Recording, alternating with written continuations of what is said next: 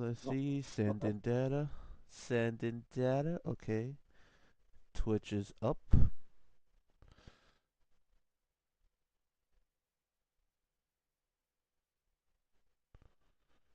Let's see. Twitch is up and YouTube is up. Nice. I switched the background. What do you think? I'm gonna try to switch Oh, it like once a week. To give it something different. so it's not okay. Yeah. Not bad, not bad. Same engine, different angle. Of course. No, it's different. Oh, why is it not picking up your voice? Uh-oh, it's not picking up my voice. Yeah, you're right. It's not.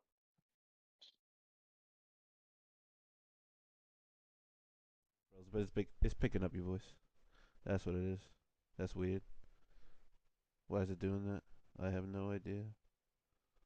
Ooh, But it is picking up your voice, so that's good. I don't want to waste. Oh, because I'm on 5G. God dang it, yo. yeah. Technology. I just want to check.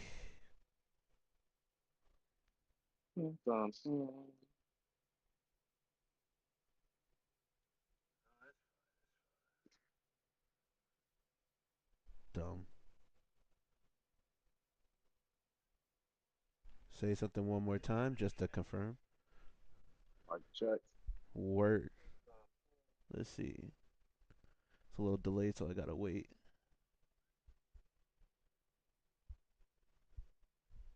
Yeah, I kind of seen it. Yeah, it's like delayed like I think 30 seconds. I don't know why. Yeah, no, I just kind of I seen that. I was just listening to it. I'm like, huh, Word. super delayed. Alrighty. Alrighty. Sounds good. Let's get it. All right. Welcome, guys. Thank y'all for joining again. Your usual host, but one of them is flying because I guess that's what he does for work. Holy shit. You be out and about traveling. God damn. Oh, absolutely, absolutely. Have to be. Have to Always got to be. switch up. Always got to switch up where you're at. Need But to surround me. didn't know you were flying today. I would have done something a little different, but at least I'm surprised you got 2 hours. Was it 2 hour layover? So that's at least some decent time. So yeah, that's some Yeah, try decent to time. work it in. I was wondering why you weren't online yesterday. And I guess I figured out why. Yeah, that's why. That's why. Otherwise, I would have been online. True, true, true. Matter of fact, I'll get on right. Nah, Nah, that's too much. That's too much. Your computer will overload. But yeah, welcome, guys. especially with the airport Wi-Fi. We gonna call this the Thirsty Thursday flight stream since someone's on a flight going on flying. So our topics. Well, there's gonna be a couple of quick topics and a couple of like let's say discussional topics. So one of them is being Honda, the Honda CEO in the Canada region is retiring, and Dave Jameson, I think he's the CFO, something like that, or something under him is going to take his place. That's nothing too crazy. That's just regular politics in the industries that's happening. So it's good because at least he served his time, did what he had to do. Now he retired. So live on your life. We respect the CEOs to an extent. To an extent, sometimes they make the right Exactly. decisions, but most of the time in today's day and age they make the wrong decisions. But he's All the time. it looks like he did right, so good for him. He might have done wrong. I don't know. I don't live in Canada, so I don't know what he's done. So we'll see that. Alrighty. Now the bigger topic, which will tie into the next topic, is going to be a more opinionated discussion, but it's going to be what are the sales going to look like for the beginning of 2025? Since there's a lot of cars that are well, not a lot of cars. There's a few cars having a send off. Let's say like the Lamborghini Huracan with this V10, the Audi R8 with this V10. The Toyota Supra is going to be the final edition, which is basically looks like a Toyota like Group 4 GT4 car, and the Lexus RC models are going to be extinct. So Mm. that will be interesting. How car sales going to look like after Lamborghini will probably always keep sales only because they have Porsche and Volkswagen backing. But I like to hear your opinion before I get more technical. Yeah. Um, on a simple term, since I think what Lamborghini is what the parent company Volkswagen, right? So Parent company Volkswagen, yes. so we do know Volkswagen's having some hardship right now in the European side. Actually, I think I just read an article the other day that they're actually going to forfeit hand over their factory to their Chinese competitors, and that's because their government forced them to, well, the unions to stay open. They want them to Your shut mic down. is cutting out a little. That makes sense. Probably a miscancellation. Yeah. All right, let me know if it's too much noise or if I do this. You hear me? Yeah, I can hear you. Still clear? That's why you gotta have one of these boom booms. You know, I do, but I didn't bring it with me. Sorry, I forgot. Nah, that's all good. But go Uh, ahead. What were we gonna say, what were you saying earlier about its parent so, company and what it's selling to China? so yeah, Volkswagen wanted to shut down, but they couldn't because the union told them not to. Yeah. So the union said, "Hey, you guys must keep your plant open, and you guys still have to operate." So while they stayed open, they had to eat all that overhead cost. And what their plan was to essentially lay off some of the workers and retool the plant and scale it down a little bit. Mm. Unfortunately, that didn't happen. So here we are. So now they're actually going to, I think it might have been BYD or one of the other Chinese companies, but they're going to come in and start using their plant alongside them. Imagine your competition that's driving you out of business is going to come right into the same building that you own and say, "Hey, we're going to use these machines here and make our cars. That's cool, right? Yeah, yeah. You have no choice in No, yeah, that'll be quite interesting. I don't understand how that will work, but I guess time will tell. You know. But not to go down that rabbit hole. So I think Lamborghini, definitely time for them to do a refresh, revamp their models, then line up. I mean, we've had these cars out for a few years now. They've been pinnacles of the automotive, performance world. Mm-hmm. Everybody knows about them. And I mean, of course, when they first came out, they were a little, it was mixed opinions on it when they first came. People were still getting over the Gallardo and the Murcielago.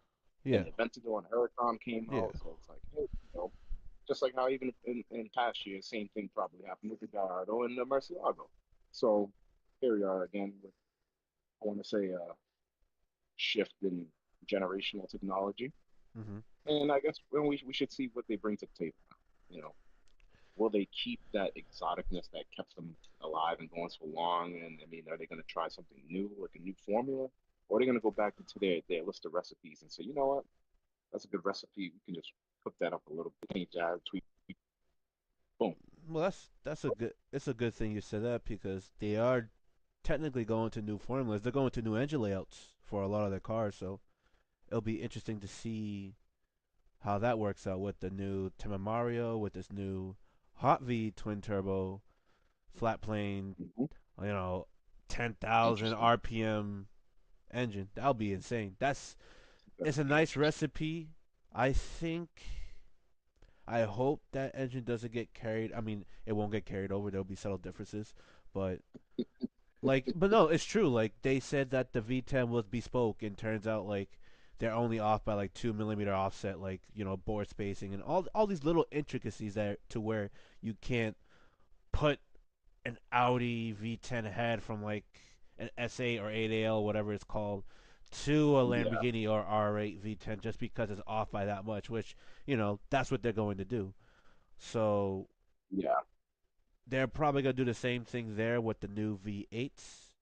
They probably got a lot of the design cues from the Audi side of things since they have the Hot V twin turbo. They've been running it for so long. yeah. The But 4.0 T. yeah, so I wouldn't be surprised if you could grab one of those cylinder heads and put it on like an RS7, and then you got Mm, yourself like basically a high revving 4 liter motor. That's the way I'm mm. looking at it because like they went from I think the roller followers, the finger roller followers, to actual solid lifters, like like the motorcycle technology they've been using for Oh, okay. decades. So like that's how they're able to achieve that high revving. Ferrari did it with their F-140, their latest 812 Competizione, and I think the Daytona. I'm not entirely sure about the Daytona, but I know the 812 they went from the mechanical style, which we talked about earlier, to a now a finger follower style, and it's a solid finger follower. Hence, so I think a rev now to 9,500, almost 10,000 RPM. Imagine V12 revving to 10K, like that's insane. But Yeah, that would be something. but Can you so imagine? Lamborghini's going that route with the V8, along with doing other doing other stuff through the lineup. So we'll see. They're keeping the 5 cylinder alive, which is quite interesting. I'm surprised they're keeping the 5 cylinder alive more than the V10 when the V10 had I think had a longer run. Even like the 5 cylinder had a long run, but it had a break. You know, the V10 had a longer continuous run. So we'll see. I You're guess. absolutely right about that. Like, yeah, the V10 definitely was Yes, forever. it Like, started in a Gallardo in like what 02, 03, something like that. yeah, it's just been around and it's kind of been a staple of them. And I mean, I think they didn't really change much of it, right? Other than maybe displacement size over the years and little things that they modified. They Or did they keep it the same? So the real difference was for the Lamborghini V10. The Lamborghini was a bespoke V10, the Gallardo one, the 5 liter. That one I'm not gonna argue. Like Yeah, you couldn't change nothing from probably like the valve and that was it. But you couldn't really change much from the engines going from the Audi 5 liter to the Lamborghini. Like you couldn't do much. So the Lamborghini 5 liter V10 was an offset crank pin design, meaning that although they shared a crank journal, they were offset by like 18 degrees to create that even firing 72 degree sound. So like imagine these on a common pin, like so, yeah, and it was just offset. So you see like the other edge of it yeah. just ever so slightly, and Okay. that's what it did to achieve that even firing sound while keeping a 90 degree V bank. The crank Hmm. was the crank was weaker in that sense because it wasn't a solid pin, but it wasn't too offset it wasn't too offset of a pin where people weren't throwing boosts at it and getting 1500 horsepower, but it still created a weak part because it is still a split pin design, so there's still gonna be a way they could fracture That's there versus something yeah, really solid. So there's that. yeah, Unless they do what a lot of the other manufacturers do as far as like 9 degree V6s where it's a little individual but not really where it's like it's offset but it's like it yeah, has a little thing to connect it like a nice gap in between. That'll yeah, be the only way they'll be able to strengthen that, but it will also decrease the width of the rod bearing, which could possibly lead to a lot of rod bearing failure, like the S85, which we have here on our desktop display. So ooh, oh goodness. no, the X65 is a great motor. Just it had its shortcomings, but that's besides the point. But no, Yeah, yeah, we'll see how this quarter will do as far as sales. I think the Japanese will still have great years. I think Nissan will still be struggling, especially now that they killed it.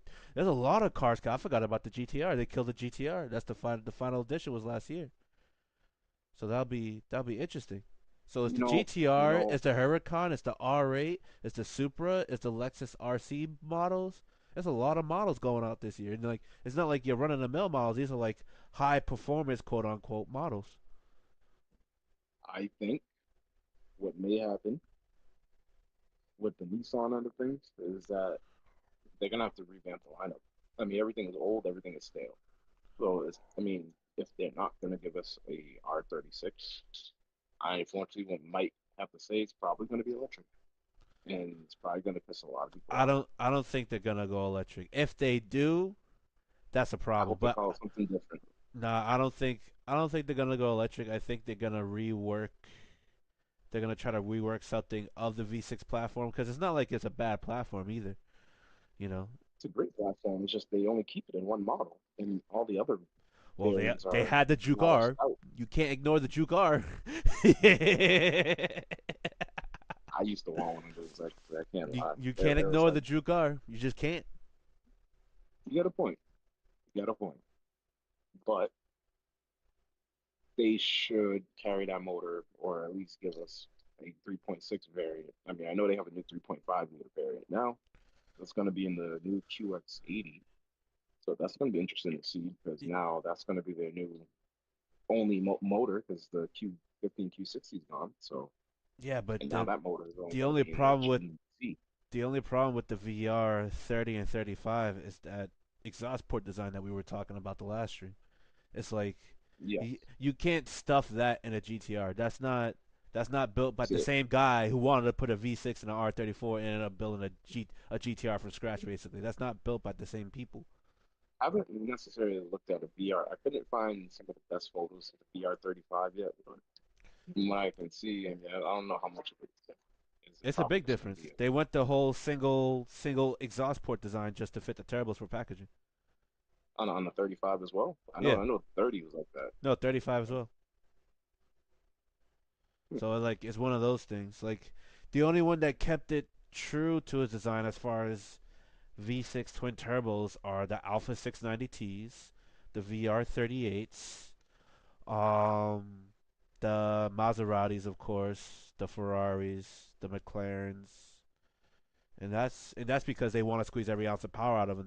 They're not gonna compromise for space. But the only difference is the Ferrari and the McLaren. They're a hot V design where the turbos sit inside the V of the engine. But other than that, it's all in all, as far as similarities, they're not too far off. But yeah, no, that's and the Audis, but they left the turbos and went supercharged, or they went electric charge. Or I forget how their lineup worked, but they were also another one that didn't compromise on exhaust. Oh no, their newest one does have it now, so it's not Audi no more. Audi doesn't do it no more, which kind of sucks. But Uh, so yeah, it's very few. I think Audi went back to it for a previous run, but I don't know if they finished it or not. I probably you know I'll just search it up right now. Let's see Audi. I let's think see. it's the E888 Audi They V6.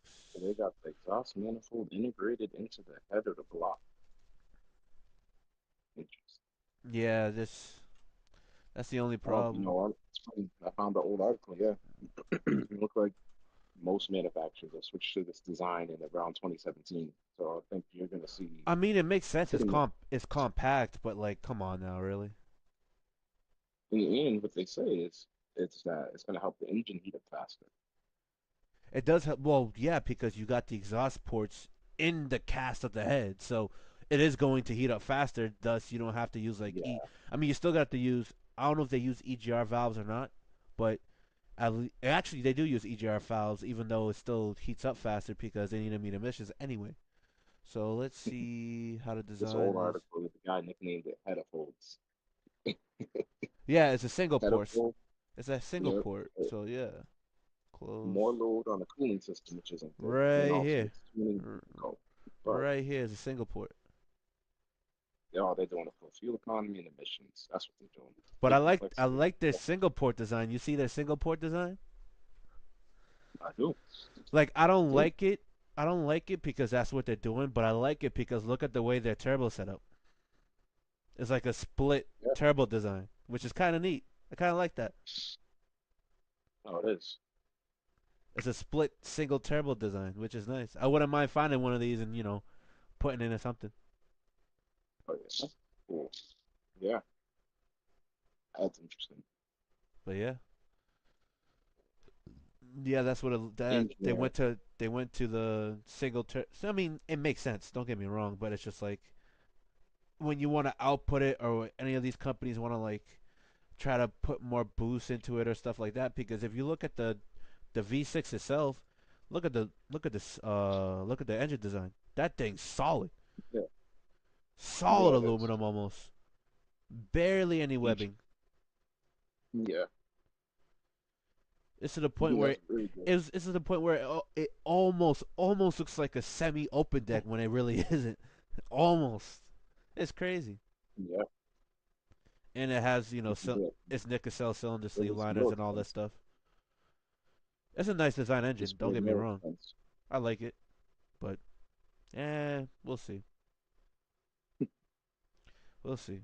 Time and chain in the back, obviously. That's most Germans nowadays. But Yeah. Oh, man. Oh, y'all know about the Audi, was it the 4.2 V8? And yeah, its notorious 4.2. timing chain? Oh yeah, for sure. Especially when they stretch. That's annoying. Yeah, that's a new turbo design. I Yeah, like it. I like it. I like that turbo, but I don't like the fact that they went the whole single route. But I do like the turbo design at least. yeah, I just don't like the cool single. turbo though. Oh yeah, for sure. It's a twin scroll. It's an integrated twin Yeah, scroll. yeah, that's cool. That's cool. So yeah, that's definitely gonna be a beast in the motor. Imagine finding So, like another 90-degree V6 or finding like or just getting like a cheap like 2GR from Toyota and stuffing it right near the V and just putting the exhaust ports right into it. That'd be awesome. mhm. But yeah. Eh, We might have a little budget bill to go on. Well, budget that'll be a nice budget build. Take that. I mean, it's a pneumatic wastegate, which is good as electronics, so you could just keep swapping parts over it. The engine's a nice design. Don't get me wrong, but it's one of those things where because they're trying to meet emissions, they have to sacrifice on a lot, and that's honestly yeah, why a lot of these um a lot of these aftermarket companies only go for what's freely unrestricted. Let's say, because yeah, this engine looks nice in design. Like it's a V6 with crank split pins, but it does have that space in between where they fit something nice to keep it rigid. So at least that's good. yep. So that's internally strong in a sense. They have a they have a gear driven counterweight design for harmonic balance, obviously. The only problem is the head design, but it's efficient, but it lacks in flow and what could lack in power. If they kept it, individually banked as far as individually exhaust ports, you know, they would have went somewhere with it. But I'm no engineer. Oh, so you say. I'm not. I mean, I want to be, but I'm not.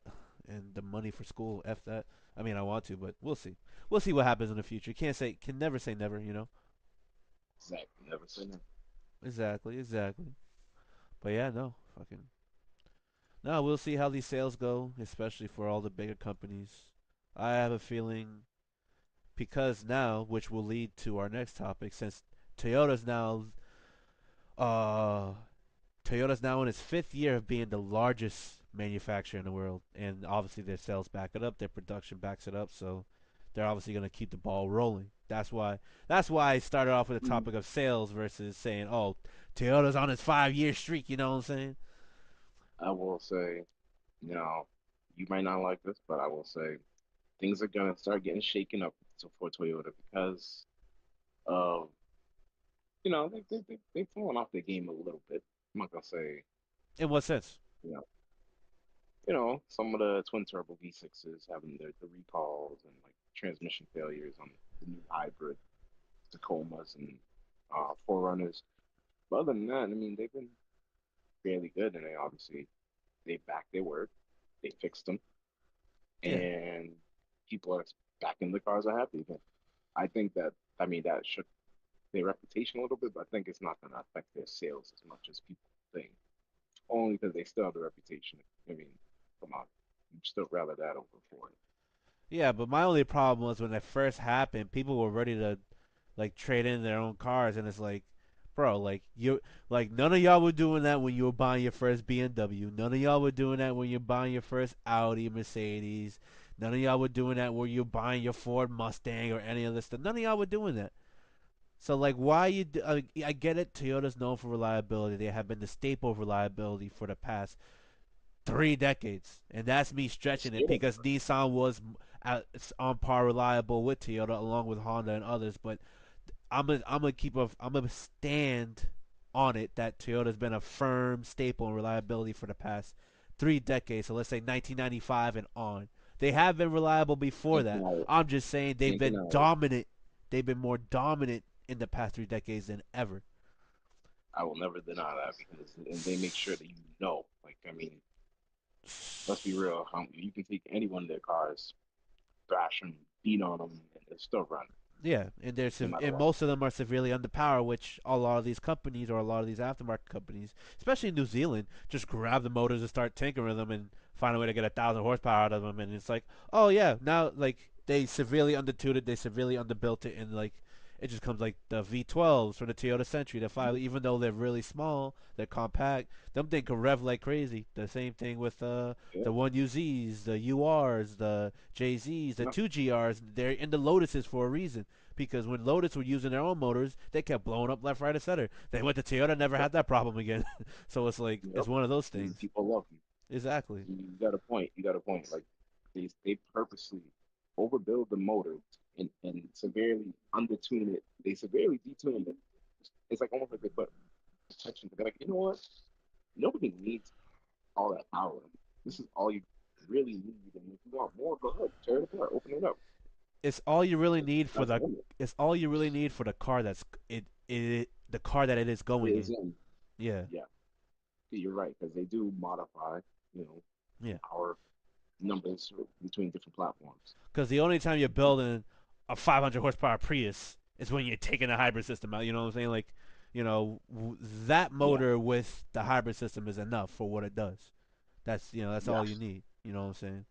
So no, Toyota's fifth year being the largest manufacturer in the world. So we're gonna see how sales affect them, especially with them axing the Supra and now axing on their Lexus, the luxury side variant, the RC models. So now we don't have Won't no be affected. RC. I don't think it'll be Well, affected. we'll still have the LC, but I feel like RC was that sweet spot of just like a twitchy Japanese V8 type. Like it served that for so long, and now it's You like know what? now you got the IS 500 and the LC 500, and it's like they axed the F in a sense, which is Yeah. interesting because I didn't want that to happen because that became a staple for them for so long. The ISF, the LFA, which came out with the ISF, the You just said GSF, something messed up. the GSF, the ESF, the RCF. It's like they threw that 5 liter in everything.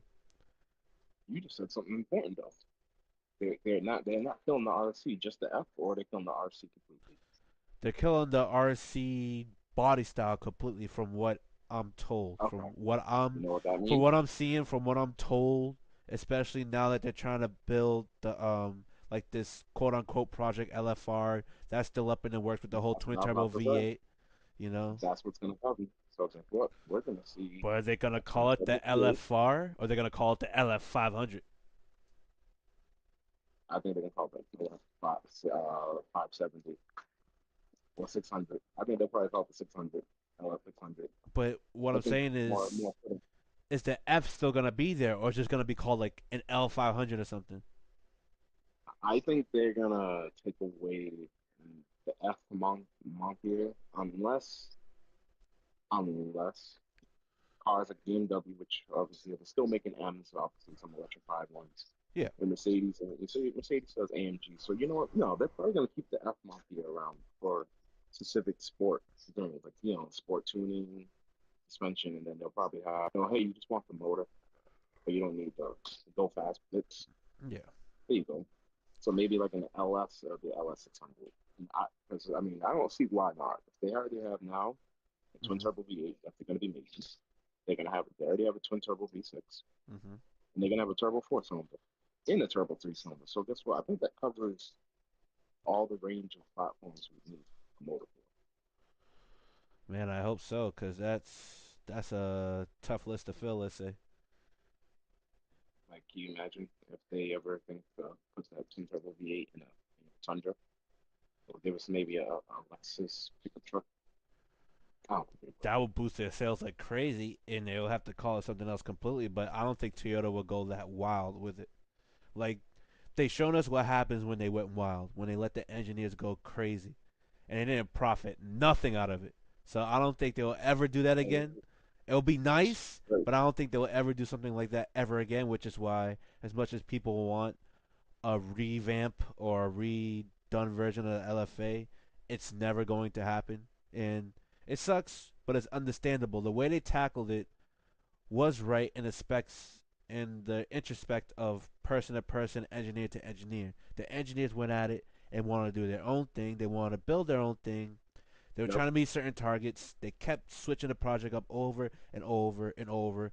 If they went carbon fiber from the beginning before sticking with aluminum to the point where they're about to release it and they had to wait another 4 years to release it because they had to switch the whole project to carbon fiber, which ended up in a late model was it late model release.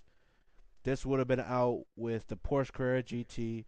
This would have been out with the BMW M5 V10, the S85, which obviously we Yeah. see here on the screen. This would have been out before the GTR because it came out at the same time as the GTR, which everyone was like, why would I pay at the time? Because marketing sucked for them, to be honest. Let's be honest here. Why would I Yeah. That, pay almost $400,000 and I could only lease the LFA when I could just buy the GTR outright and it's their new version of a GTR? It's like, what was the point? yeah. And they're only Yeah. paying like $100,000 to $110,000, which by today's standards is supposedly nothing, but to me that's still a lot of money. But that's besides the point. But their Exactly. marketing sucked. They didn't sell the car right, and that's what led to the downfall of as far as numbers go for the LFA. And then it's only the last 5 to I'll say 8 to 5 years that it actually started picking up and people are actually starting to Yeah. notice its value. Then now we're in the part where after like I would say 2018 it went up double the value, and now it's at the point where it's near $1 million car, which is insane. Yeah. Because if they just Yeah. marketed it right, Yep. who knows? They probably would have sold so many more, and they probably. I mean, they probably would hurt. Obviously, it's rarity, but we probably see a lot more on the road. Oh, it would have been insane, but that's just back then. That's the way Toyota marketing was handled, and it sucked. They had a cool commercial, but other than that, the marketing kind of sucked for it. But yeah. Yeah, and that was ahead of its time too. I think just the car computer that they put in it, like they Oh try yeah. to showcase everything. I mean, you even had a personal assistant that you called. They put the GPS for you. You didn't have to type anything. They're like, hey, yep, I'll do it for you. No problem. Send to your car. In the you know what the And always, foundation of that entire project, it wasn't even the engine, even though the engine kind of stole its spotlight. The entire basis or the entire emphasis of that project is chassis and suspension, which is still a great handling car, but the V10 just took its spotlight because you're just getting that raw induction sound, especially with the way yeah. they channel everything through the cabin with the help of Yamaha, especially when they were building the intake manifold out of carbon fiber and to actually incorporate little beads or woven, I forget what they're called, like channels to vibrate when the air comes in, which is actually in that design. I actually have the book. I'm halfway done with it. That's called The Roar of an Angel. I'm halfway done with that book because it's all about the LFA. It's like a book about this stick, just about. Um, that's how So it's read. no, it is. It's a lot of stuff I learned about it. I was like, wow, I didn't even think about it. And I'm looking at it. I'm trying to look at it from an engineering perspective, even though I'm not an engineer. But for some reason, I can make sense of what it's saying, so it's easily digestible, which is nice. But it's easy for people who think. It's not easy for people who just want to learn about the LFA. Let's say, I would say that. So you would have to have a little bit of a background in actual mechanics before you read the book, but it's still easily digestible. But its fifth year being the largest manufacturer in the world. So what will that mean if the Nissan Mitsubishi Honda merger is final? What do you think? Oh, Toyota, you're number two now, but you're still number one in reliability. Because I They're mean, gonna grab Honda reliability but I mean, wait, there's more though, because I mean, technically, isn't Toyota doing like a partnership with Mazda and Subaru as well still, and a little bit of BMW, I guess. to build the four cylinder. I don't know if it's to build another car. Okay, so let's see. So we're talking specifically about building cars, and I mean, so the thing with the Nissan Honda merger and Mitsubishi, can't forget them. I don't know if they're gonna really give us any, gas models. I think they're gonna be EV and probably a shared architecture. I mean, I I thought don't know if about you've that seen too. Honda's new. I don't know if you've seen Honda's new like EV thing hatch, like a sedan. Like, one's gonna be called like the saloon. One's gonna be called like the SUV. Let me I set it up. mean, it looks kind of interesting. Honda EV. Let me see if I can find the name of it. Oh yeah. Wow. EV Zero. Yeah, EV It's Zero, and then they're called gonna the have that Saloon EV. Mm-hmm. Honda Zero. That's crazy. That's So crazy. this is just what they're planning on doing, and you know, it's cool because I mean the current EV that Honda has, or Acura, I should say, the Prologue, or is really a I don't know, it's Honda Prologue is Acura. I think it's a Honda Prologue and Acura has like the CDX. And you know, unfortunately, those aren't even Honda products. Those are really Chevy Blazers, just using the GM Ultimate. Yo, you know what they Yeah, should do? This Prelude concept, yo. That would be nice. Look at that. Look yes. at that, yo. That looks fire. I'm sorry, I didn't mean to cut you Yep. off. It just looks nice. No, that Prelude concept, and you know, when they said that when they're gonna bring it back, so Oh, they actually are I'm trying to yeah, release it. Oh. it's actually coming. It's not a so, and that's why I think that we're gonna see the return. Just like history, you know, like in the '60s, '70s, you know, we had muscle cars, and they went away from the '80s. Fuel crisis. I think we're seeing the return of like the '90s, where the Japanese built performance cars. And that's not, and I'm not saying they haven't. I'm not saying they ever stopped. Mm-hmm. I'm thinking that they're going to start trying to be dominant in that market again, especially now that the big motor craze is done. And what I mean by big motors is, I mean, it felt like at one point everybody had a big engine. I mean, Mercedes had a 6.3 or Yeah. 6.2, 6.3. Dodge, had, you know, 6.4. Ford has a 7.3. Chevy has a 7.0 LS7, right? I think LS7. Yeah. LS7, yeah. And then I mean, it seemed like everybody had a big motor. Even Toyota had a 5.7. Mm. Nissan had a 5.6. I'm trying to think who else. Even Audi. I mean, Audi, they never went big as a 4.2, but now I mean, it's a 4.9 still. But like they were putting that in almost everything. So I feel like the large motor craze is done. They're now going into efficiency, getting the most out of the most power out of these motors. So I think that it's gonna be cool. We're gonna start seeing smaller, high revenue turbocharged motors. I think Oh, of and I'm course. here for it.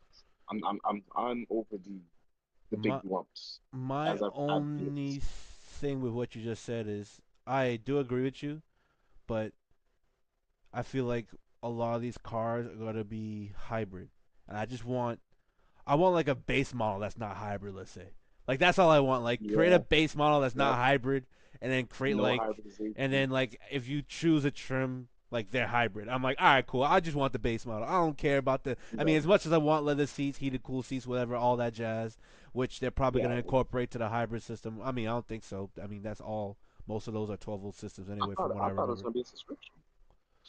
Well, it's gonna be That's a subscription. the concept prelude is a concept hybrid, so it's gonna be like probably the No, 1.5 but dreams. I mean, your heated seats are gonna be a subscription. Nah, they're not BMW. Come on now, chill out, chill out, chill out, chill, chill, chill, chill, chill, chill, chill, chill, chill, chill, chill, chill, chill, chill. Relax. You know they asked that. That was so funny. They were like, "Yeah, we're gonna stop I that." Like, people just like don't care. Like they wanted yeah. it. They're like, "Who's gonna pay for heated seats?" Come on now. Right. People are like sitting in there like, are you serious? All right, Mercedes, what's up? Lexus? No, they even go to Audi. Like, yo, that's crazy. I've never seen so many people Yeah, that like BMWs just switch over to Audi just because like I don't want to pay for the yeah. subscription. Like in the colder Like, areas, the warmer areas they don't care because heated seats are yeah. heated seats. But in the colder areas, oh my goodness, the switch up was crazy. And they got all wheel drive like this. A better all-wheel drive system. Yeah, I said it. It is. What I do like though with Honda is with the EVs, they're going back to like their old logo. They just modernized it a little, Yeah, which is kind of nice. I yeah. kind of like that touch. I like that touch, that old school Honda logo. Mhm. That's nice. I like it. Exactly. It's like retro. And that's what I think we're seeing now. We're starting to see a lot of like retro inspired themes and designs. And we're gonna see like, okay, in the '80s, you know, they wanted screens, but we weren't there yet. No, And so now that we're here and we have screens, we're seeing them just throw it at everything. well, it's more on like the EV hybrid. Like you would see, the only Yeah, one that actually followed like the big screen without throwing all the hybrid stuff at it was like Stellantis. Mercedes, yeah, Yeah, Stellantis, Mercedes with the S class with the big I forget what they call it, the command screen, the big yeah. command view, Because and it's because Tesla did it, and after that, like everyone's like, yeah, oh, we gotta everybody do else it because went that's crazy. what people are attracted to. It's like, all right, whatever. Yeah, I mean, have you seen the Cadillac Escalade with this big screen that goes across the dash, or even the I'm not Lincoln? gonna talk about Yeah, that. That's a waste. That's a waste to me. or the Lincolns too. The Lincoln's got two. They actually have two. It has like a screen in front and a big screen behind. It's just that to me, that's a waste. It's like I don't need that much screen. I don't. And I You get don't. it. I get it. It's the tech. It's the future. But if you look at it from a practicality standpoint, once your once your AC stops working and you can't like diagnose it to a switch, you gotta buy a whole new panel. Like, bro, like you see what I'm saying? Like that's dumb to me. It's like I'd rather I try know to you fix. better hope your screen don't work. I mean, Yeah, you better hope your screen doesn't your stop screen's working. gotta last a long time, and we're not at that level of technology yet where the screen can outlast the car. I'm sorry, like my regular cable switches still work to this day on my 1996 Forerunner. You know, they just dink dink. They never been binded. They never been jammed. They just cables still work, no issues. I mean, who knows? Who knows? I mean, some cars have had screens for years and they still work, and Yeah, we have seen screen failure in a lot of cars. But let's see how it does in like a hot climate, like Dubai or even like the desert here. but You know that's what what I I'm mean? saying. It doesn't negate it from. I'm not saying they don't work. It just doesn't negate it from extreme temperature situations, like you said, Dubai, like Yeah. when it's always Yeah, hot, or or maybe super cold in in Canada or like Canada. the South. Exactly, exactly. That's exactly what I'm Imagine you thinking go about. outside. Actually, Cadillac had this issue. Their Q system, you would live in a cold climate, you go outside, your screen shattered. Imagine waking up one day, you're going in your car, I don't know how much you spent on it. Maybe you spent 80, $90,000 on it. You go look at your screen, it's just shattered. Yeah, like crazy. But like that's we're not at that level of sustainable technology yet, in my opinion. Especially with the manufacturers trying to do it their way or in their factory, and it leads to stuff like Yeah, what you just said. You wake up, go in your car today, the screen shattered. You're thinking someone broke in when it's just no, it's just the faulty of the actual glass exactly. of the whether it be tempered, whether it be a what's it called, Exactly. a laminate or whatever the screen may be, and that's going to be the issue. You hit the nail on the head. They had Because to sell aftermarket screens, and the worst part is they didn't even cover people in the warranty with that. They said, "Hey, that's exactly. on you." Then you're in another debacle because you're like, let's say you're just a regular dude that pays your bills, that owns the car, pays the bill, doesn't get it towed, doesn't miss a payment, all this stuff. You bought the warranties, whatever extended warranty and stuff, and the screen cracks, and it's like, well, it's out of warranty, or it doesn't meet the thirty Yeah, thousand we mile don't cover warranty, about yeah. and it's like, why would I buy that? That's where I don't like. Why buy a car with a screen if it's going to do that? That's why I don't like it. So, That's but why I didn't get a Cadillac. well, That's one of the main reasons why I didn't get it's just a faulty because it's like because there's two types of ways a touch screen can react to touch or programming. It's called capacitive and resistive. Capacitive uses electromagnetic pulses through the screen to where you tap and you'll be fine. The only problem is when your hands are wet or you're wearing your gloves, it can't pick up on that because it's looking for this one. And that's filament. what they Resi- use. Resistive is a gel type like my hand where it pushes and it feels that. So no, even if you use the gloves, it will feel that. And more likely, a lot of these screens are capacitive because they're glass. And it's like, I mean, they probably work. They probably have better technology to where you can use it with gloves and stuff like that, or you get the gloves with the little finger stuff, whatever the F is called. But Yeah, even still, then it's like you run into the risk where there's a lot of damages because capacitive is to me is from the way it's described is more expensive to produce, and that's just a little quick tip. That's not going into the electronics and the yeah. way it sends the electrons through the panels and stuff like that. That's just the quick definition of what I just described. So it's like, all right, you know how those two work. Most likely, the manufacturers are using capacitive touchscreens. Now you run into a situation, especially like you said, screen cracks in high cold climates where everything condenses. It's just gonna ping, bind into it, and there you go. But So, hey, we'll see, we'll see. But going off topic, but I think even though the EV will be an interesting merger for Nissan, Mitsubishi, Honda, and MH, I'm gonna call them, or what does it say? HMM, H and M. Yeah, and then sure. H and M, HMN, H and M. Like H&M, the store. Oh snap! Damn. Yep, yep, yep, Yeah. yep. H&M. But nah. Although although the plan is EV, I do want to see some performance. I do. Yeah, Honda to me still king of the compact. Let's say like Toyota can do it, yes, but as far as what I'm looking at, they build to me they build better four cylinders as of this date. Not saying Audi can't do it. Not saying BMW hasn't. I would say Audi's probably the closest comparison as far as yeah. You're good right. good four You're right. cylinders. And that's 'Cause that saying a that's who lot Toyota's been because around. they usually a lot of times when I worked on an Audi four cylinder, the head would just destroy itself or the chain would just pop off. It was just to me it was unreliable. But Yeah, and the turbos would always fail for some odd reason. I never understood why. Because yeah, Toyota turbos they seem to last. Nissan turbos they seem to last. Even the BMW turbos. I mean, I haven't worked on BMWs like that in a minute, but from what I saw, they seem to last. What I've worked on, they seem to last. So for some reason, I don't know why Audis can't do it, but I would say besides Honda, the second best four cylinder in production is Audi. I'm not saying it's the best four cylinder of all time, but in production, I would say Audi's killing it. I Toyota can agree. Toyota could be killing it, but I'm not sure how that goes. But Honda right now still has the best four cylinders in my opinion, as far as power to weight, or just power overall, especially with the Type R's and stuff like that. Audi is second best because they do string out a lot of performance out of their four cylinders. Yep. I can't think of any other. The Ford Italian, maybe. I would probably say Alpha will be a solid third, even though they kind of given a version of that to Chrysler for their Jeeps, the 2 liter turbos. But I'm a The I'm a Hurricane. I'm gonna keep it Alpha because I Alpha did it first, and then they started throwing the four cylinders over there. Yeah. So I was Hurricane I-4. so I would say, to be honest, the standing goes like as far as best four cylinders in production is Japanese Honda, German Audi, and Italian Alpha, which I never thought I would say in the top three as far as production wise. Maybe Toyota might make a comeback if they build that strong of a four The cylinder that we Turbo. talked about. But Because yeah, I mean they've had stable, reliable forces. Now they see the powerhouse. yeah, that'll be crazy to see.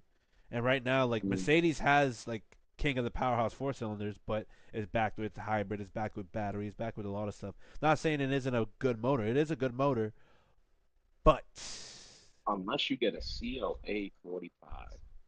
exactly. But what I'm saying is, but I just I they haven't been in the four cylinder game for that long. Not saying they aren't the best, but I consider the best as far as their lineup of four cylinders. Audi always built a four cylinder. Yep. Alpha and Fiat always built a four cylinder. Honda always built a four cylinder, and they're still in production. So I'd rather give it to them than give it to Mercedes, which they have built four cylinders, but they're more new into it. It's only in as far as high power four cylinders, it's only in one model versus Honda, Audi, all of them. They just throw it everywhere, type thing. So What about Chevy GM's Infotech 4 cylinder? I I don't mean, like they're I all don't right. like it. I personally don't like it. I don't like it. Not a fan of them. Only They can make because some power. only because they fall back to the whole design cue I was talking about the integrated exhaust port. Oh, So like okay. you got like the Audi, the Alpha, and the Honda still use an individually run exhaust port. Some of the Hondas are integrated exhaust ports. Don't get me wrong, but their Mhm. other four cylinders are individual exhaust ports. So it's not like they ran away from them. They just did a version for emissions and compactness, and they did a version for high performance. So I respect that. I respect that. So at least I can respect it. Like instead of just going full integrated and trying to get the crack it out, then yeah, then that'll be annoying. Yeah. Oh, let's see what you're saying. Yeah, because Gotcha. I Gotcha. mean, Gotcha. I gotcha. I see exactly what you're saying. Versus a nice little manifold they can bolt on. It's just yeah. all. So It's right there. even in the 4C right here is individually ran. Yep. So it's like it's not like they went away from that. I would say. Yeah, it's individually ran. I just don't understand why they use a timing belt. But hey, sometimes to each their own.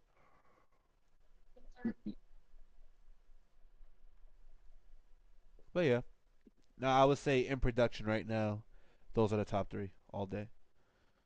But Yeah. let's get into one other thing in the America side of things. Okay. Companies executives are hoping to rebuild trust with quote unquote delusional Chrysler Jeep Dodge Ram dealers. What do you think Oh about? yeah. I don't know. See, now I don't know what they mean by that because they call them the dealerships delusional. Why? I'm not really sure because I mean, really, it all comes down to the parent company. I mean, they have been under, I don't know what's the word I want to describe it. I want to say duress. Like, come on, you guys, they're giving them cars Mm-hmm. that aren't selling it, and then they keep giving them more cars. So these dealerships have a quota to meet. They haven't even sold half the cars. I mean, Hellcats were a staple for them, and like all the Trackhawks and all of those, right? Of But now they course. get stolen so much, nobody wants to buy them. So now that's it. Scat packs cost too much. I think the last time I saw online, there was a scat pack selling for like $20,000 with 80,000 miles. And I'm like, wow, the prices have dropped.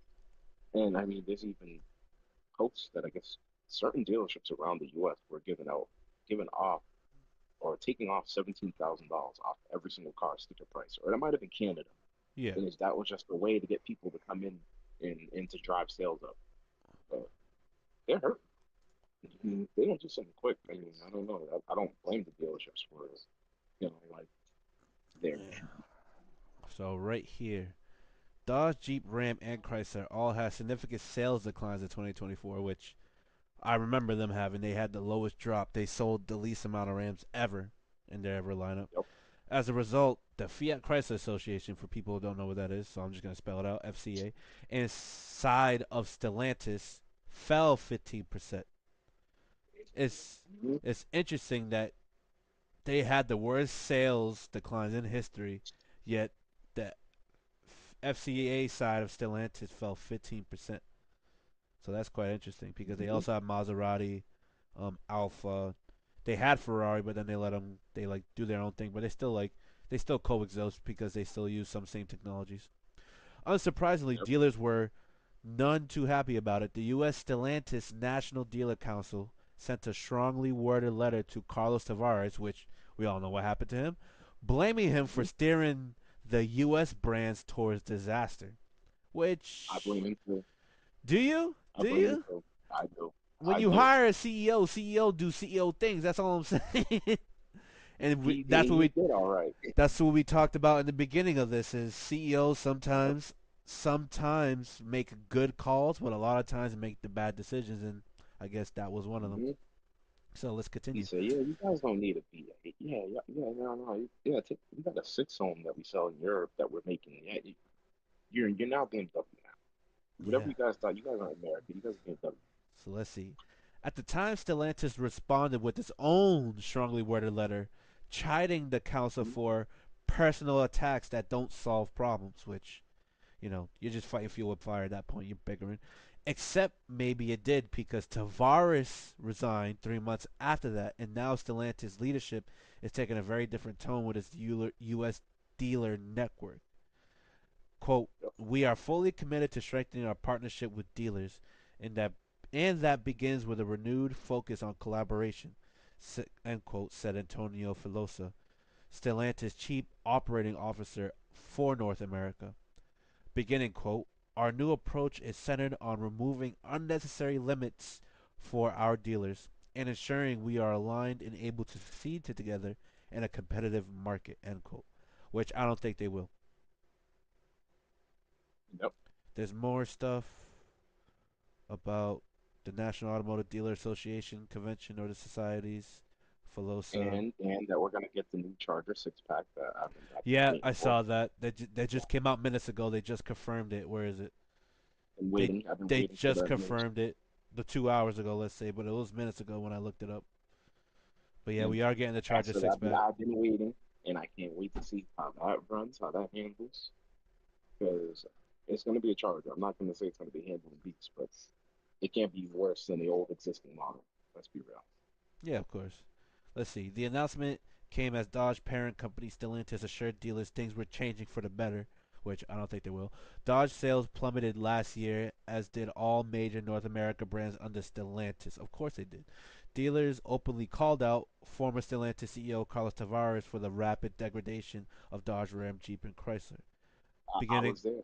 Beginning quote, as we look at the year ahead, we recognize that consistency is what our dealers are seeking from us, said Jeff Komar, head of U.S. sales of Stellantis. Beginning quote, follow a challenge of 2024, we told dealers directly that we will be consistent and focus on gaining their trust, especially when it comes to our products, our pricing, and our incentives. Yep. That's very important because they're doing a Dealership lot. markup. Well, not only that, it's yes, pricing is a big thing, especially they probably mess up with pricing, hence why they had such a degradation in sales last year, which hundred they hundreds of had. dollars on cap. Yeah, and the incentives they were probably weren't paying the salespeople right. They probably which they're probably hoarding or whatever it may be, and that to Yep. me, as much as so from the last article we just read, it sounded like more Mhm. bickering back and forth. Exactly. It sounds to me like this is more of a dealer issue than a corporate issue because it names two out of the three, our pricing and our incentive. Yes, the pricing can be difficult, but it's like, can you really blame the source, or are you the salesman you're supposed to sell? That's what I look Yeah. at it as. Like, unless they're marking up the six pack challenger like they are the Hellcats and stuff, then that's a different story. Then I could blame the corporate. I could blame Stellantis for that. But this more sounds like a dealership issue, and it sounds like just money hungry themes, in my opinion, which I had a major problem with on the all the dealerships I work with.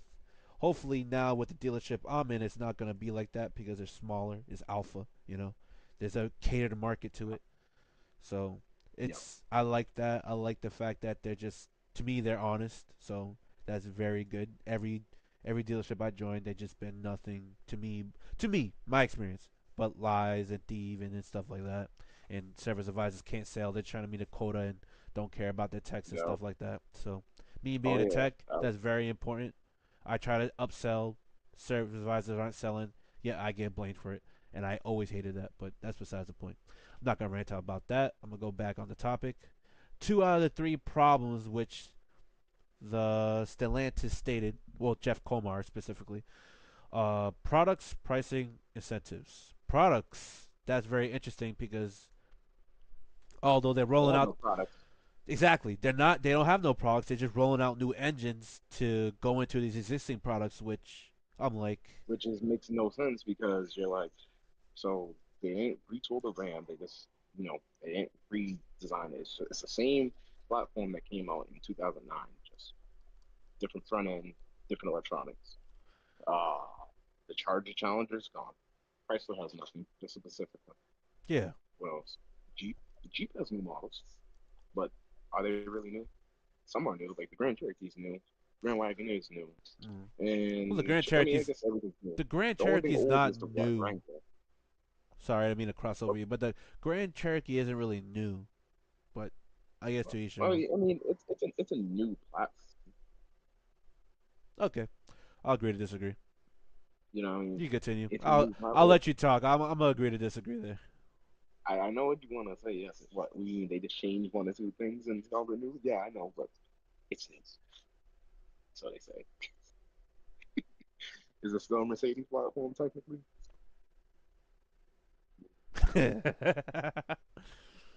So, I mean, that's what they're doing. They're out of steam. It seems like they have no ideas, and it's funny because they have the right recipes to be successful. They have all the right ingredients to make good products. hmm Be a great company. I mean, they've already shown us once that how they turned this around. I remember nobody wanted one of those cars back in '05 and lower, and then all of a sudden, after '05, Chargers became cool. 300s became cool. I mean, hell, the rappers took it over. The basketball players took it over. Everybody wanted one. Like, You Yeah. couldn't go anywhere without seeing. Then you seen everybody's like, yeah, I got a Phantom. You don't got a Rolls Royce. It's a Chrysler 300. Jesus Christ. But yo, you guys get the point. They haven't given us anything new other than more power, which we're not going to complain about more power. But now it's time for you to give us something new with the power. And whether or not this new six cylinder delivers the power, Hmm. yes, it has the power, but it isn't. It's missing the soul and the character, like you described. It's missing what made Dodge, Chrysler, and Jeep successful today.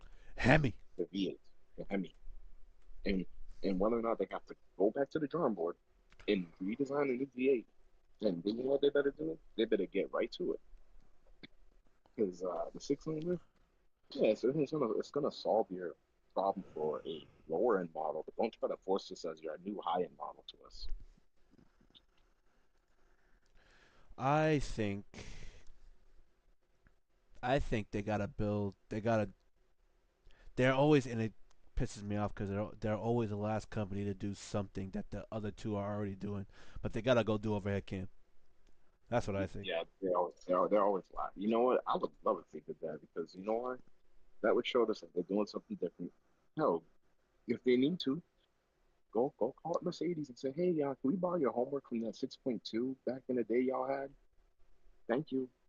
Like, come on, they already did it once with the dual spark plug system on the Hemis. They stole Yes. that technology from Mercedes. Yep. So, and they even retrofitted that to the 4.7 in the Yep. later years. So why not go call Mercedes or hey, if you have to, go get an old C63, tear that motor down and make it do over again with the same style heads or Hemi heads. Man, it seems like the only way the big three in America has been getting by is copying someone else's homework. Because Ford now Yeah, has the what is it, the Godzilla, and now they released the Megazilla, which I think just came out like yeah, yeah. hours 1,000 ago. horsepower, One 1,000 thousand horsepower, horsepower, and they 7.3. have a version with a blower on it, which is quite interesting. But they went back to push rod technology, which is quite Up, interesting. With tried the and true, which they know how to do.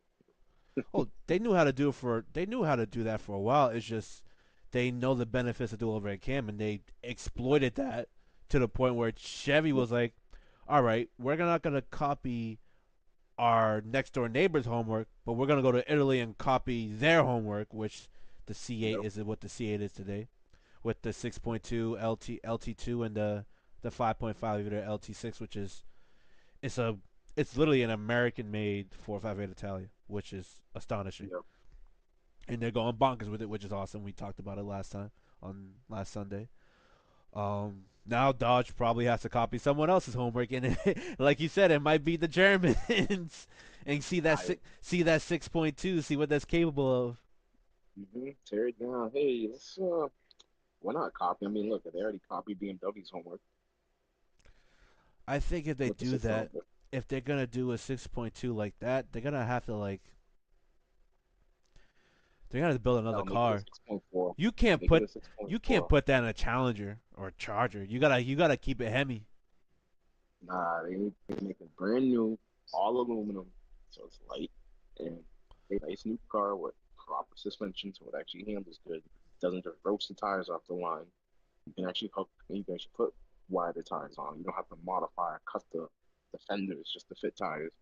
Then they'll have competitive. Then they'll be competitive again. Right now, they're exactly what people think they are.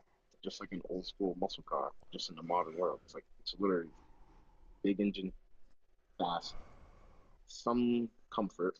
And that's it. And I say some meaning it's a boat. But yeah, it's going to be comfort. It's not going to handle it. Yeah, so it's not. I'm not saying it. The 6.2, the M156 from people who don't know what that is. The M156 is in the 2008 to 14 Mercedes C63. It's in that year models E63, E63, the ML63, the van 63. I forget what that's the called. R, the R63. R63 is what it's called. Yeah, it I was actually just found one. they the what is it? What's it called? The M130K was to me was the first Hellcat swap of Hellcat swaps because they just threw it in Yep. everything. They did the same thing with the Yep. N156, and then when Dodge created the 6.1, and then everyone just followed suit. Everyone just started just Yep. they copied Going, Mercedes like I and were said, like, we're gonna it, build a powerful they didn't, motor and we're gonna throw it in everything in our lineup. and everybody went big at that point. Because I mean, and it was like everybody they're like, oh, they went big. We could do big too. So Yeah, that everybody went big. almost like an ick measuring contest almost. It, But it was. but It definitely was. I'm not saying the C63 platform engine can't fit in a Challenger or Charger. I'm not saying it can. It can. And more like it can, honestly, to be honest. All I'm saying is, to me, it just doesn't suit the soul of it versus Mustang, where Mustang always showed they were doing that, and then they finally took the leap and started doing it, type thing. Like, but they showed that they want to go further and further. And Ford engineers, they just want to get on the ball first, and then they started, So, working it, working it, working it, and then they came out well. The 5 liter Coyote's crazy. The 4.6 Terminator's crazy. yep. They the Voodoo's crazy. Like they produced some stout DOHC dual overcam V8s. So, so I think it's time not to cut you off, and that means it's time for Dodge to do the same thing, but on the opposite side. I mean, Ford went from door over cam, then now they went push rod for a while, right? And then they went door over cam, and now they're making a great engine that's gonna be push rod. And so it's only a matter of time before we Zilla start seeing Zilla. swaps. We're gonna see a swap that's gonna go into Mustang. It's gonna go into F-150. It's gonna go into. It's already coming in the F-250s, I believe, Mm, and 350s as a choice. So, and honestly, for big stock heavy trucks, those things move out pretty good, for sure. pretty good. For Six sure. seconds, under 6 seconds, 0 to 60 or 6 seconds in a big full size truck SUV is always under respect. But if you're getting into 5 second territory, that's kind of deadly. Even though it seems like half a second difference, but when you see a big brick moving at you that quick, it's and just all it's doing is hauling. It's just go go go go go. It's not like it's not like it's trying to top out and it's like starting to slow down as it's topping out. It just goes yeah, dee. and it keeps going. And I understand why people call me an asshole. You know, you know, uh, when I'm always flying up and down the road. So that's all I'm gonna say. I'm gonna leave it at that. This dude. But now, yeah. What was I gonna say about that? Flying up and down the road. That yeah, but so now the motor I think is $22,000 or something. With the it might be. I'm not entirely sure, but I think ballpark is gonna be $30,000 for a crate Godzilla motor or Godzilla, and now they have the new Megazilla.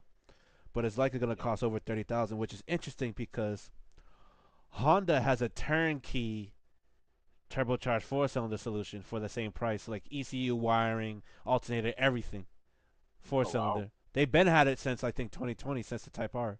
So they have a turnkey So solution where you could you grab mean that. turnkey, meaning I can take any old Honda shell and slap it in there? Yeah, Is what you're saying? you have a key fob and everything. They put the immobilizer, every like push start everything. You just have to like drill your own holes and like put it, route the harness somewhere and just make sure your brake lights work with the lights that you have in your thing, and that's it.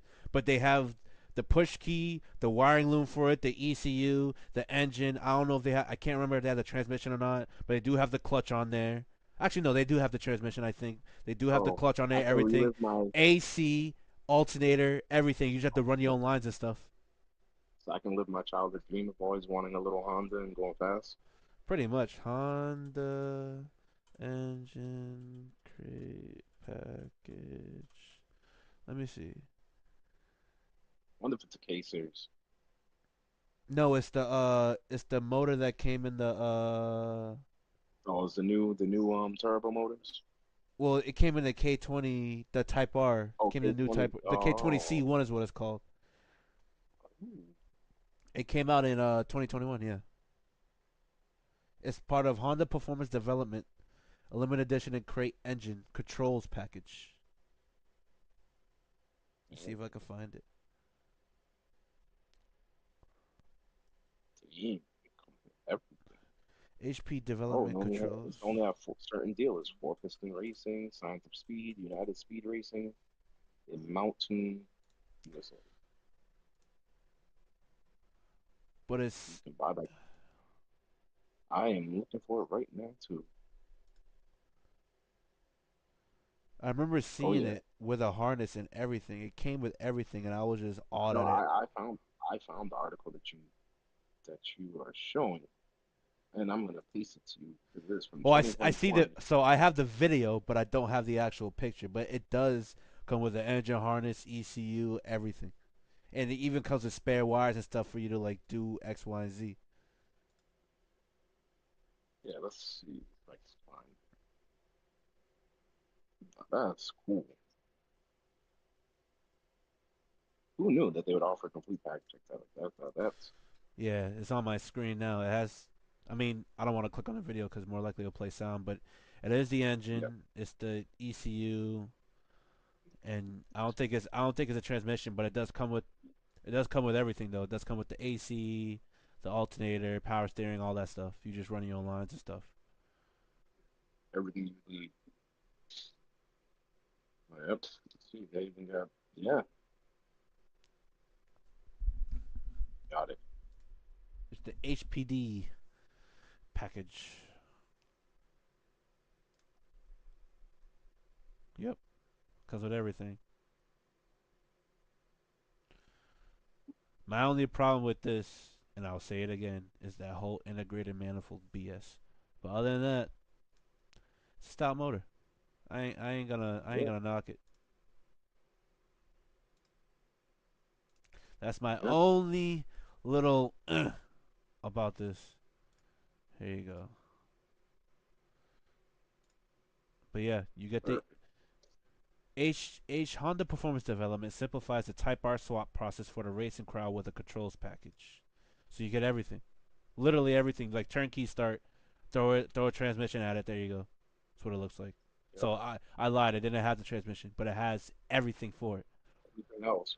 You can That's run okay. I mean, now you can run whatever you you want. can run power steering. You can run your alternator. You can run everything that's here. The only thing you're missing is a transmission. Yeah,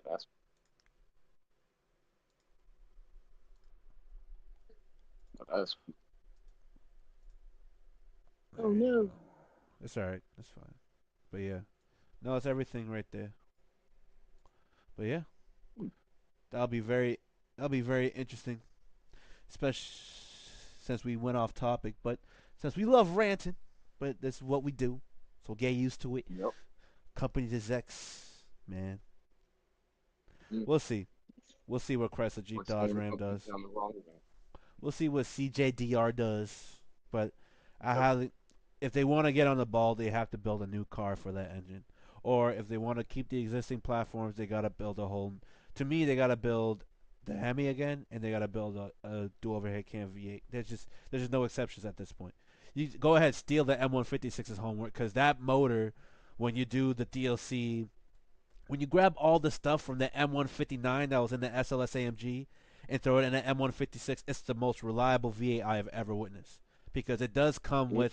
it does come with the variator shit in the bed. It does come with the DLC coated buckets ish in the bed. It does come with the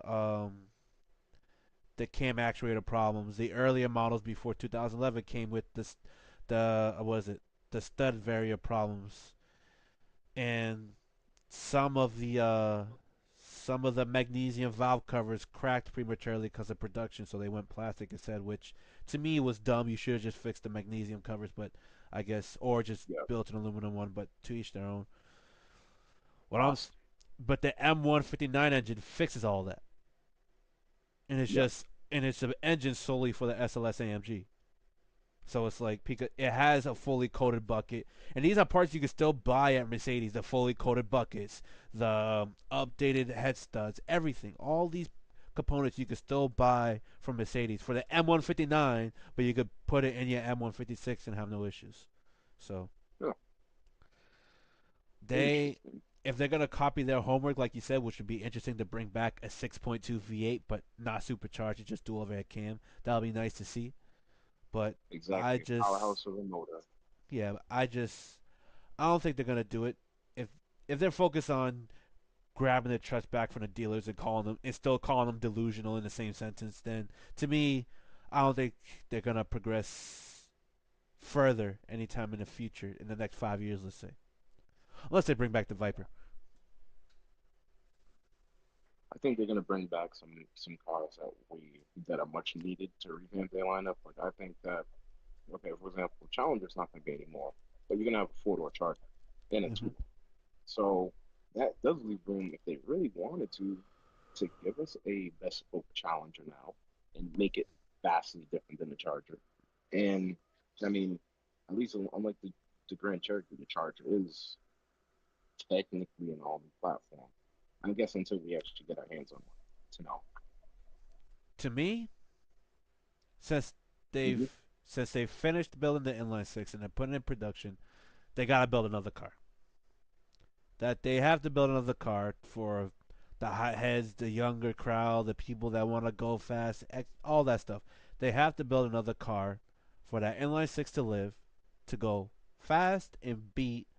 To me, they still got to beat BMW because right now they're just killing it with the Okay. the progression of the S58 and the B58. The fact that the B58 could get to 1200 horsepower, the S58 can get to 1500 respectively in the past 2 years. That's insane. You're not Yeah. gonna. You have to build a car that will capture people to get it and actually start throwing stuff and start building it at XYZ.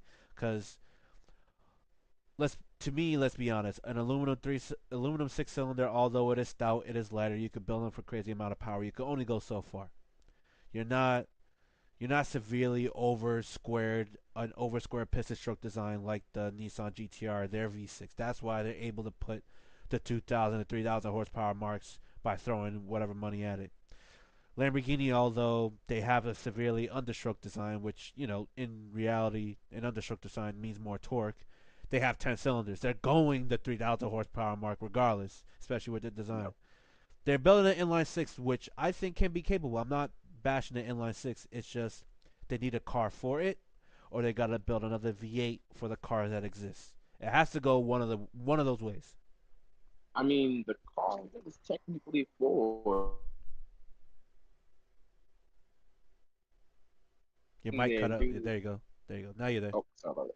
It's running their new the car. Yes, but they built it for the Charger in the Ram. Okay, I can't really say it. They built it as like a new universal kind of, like it's gonna go on everything. But the new platform is gonna be called STLA, large platform. So they have, I guess they're gonna have mid-size, compact, and it's gonna be able to support electric, hybrid, and internal combustion. No, no. I agree, but I strongly disagree because I'm still standing by what I said, and I think it will help their brand a lot. Is they either need to build a car for that inline six, or they have to build the engine for the products they have on the market. Because what sells for America is V8s. Challengers and Chargers sold from 2016 to 2020. They were killing it. I ain't even going front. They were stomping everyone's necks.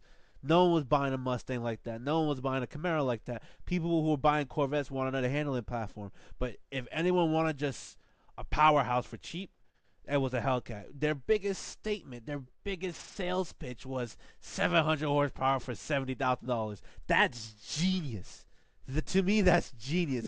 That's why they were like throwing that out there. They were like, we're just gonna put it in everything. You know what? That's a great marketing setup, but we're gonna put it in the Grand Cherokee. We're gonna put it in the Durang. We're just gonna put it in everything. F it. And they did, and they know how to advertise. And if they want that Hurricane motor to sell, they have to build a car around it. Now, if they want the I Charger and agree. now if they want the Charger and Challenger to sell again, they have to build a V8. They just have to. Or if they for some reason want to build a V10 like what you see on the screen here, by all means, I ain't mad at it. Just try to go 72 degrees. But that's just me. I get what you want them to do, but I'm gonna tell you from what I see and how most American brands run, they're kind of like history focused. I got you.